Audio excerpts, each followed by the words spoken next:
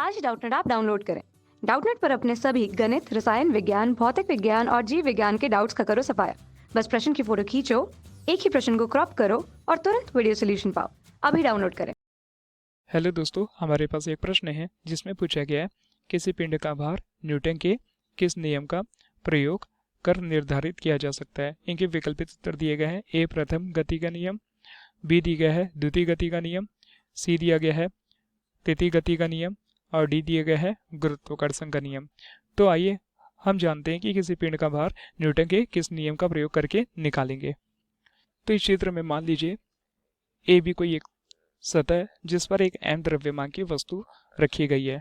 तो हमें पता है इस वस्तु का कुछ ना कुछ वजन यानी कि भार होगा और यह वस्तु अपने भार को नीचे की ओर यानी कि सतह के नीचे की ओर आरोपित करेगी।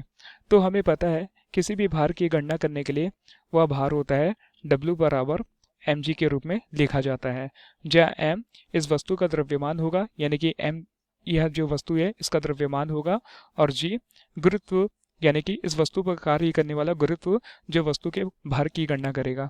तो हम भार को किसी वस्तु के द्रव्यमान और उस वस्तु पर कार्य करने वाले गुरुत्व के गुणनफल के रूप में निकाल सकते हैं।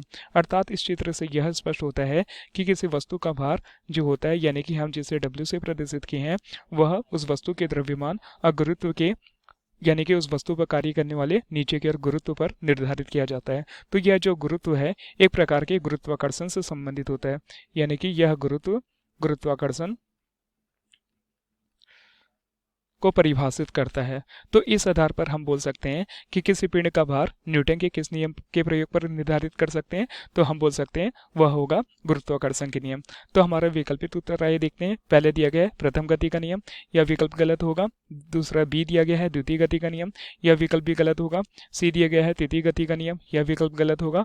और डी दिया गया है गुरुत्वाकर्षण का नियम, अर्थात यह विकल्प हमारे लिए सही होगा, क्योंकि किसी वस्तु का भार उस वस्तु के द्रव्यमान और उस पर आरोपित गुरुत्व त्वरण के कारण निर्धारित होता है, जो कि यह गुरुत्व उस वस्तु के गुरुत्वाकर्षण से संबंधित होता है।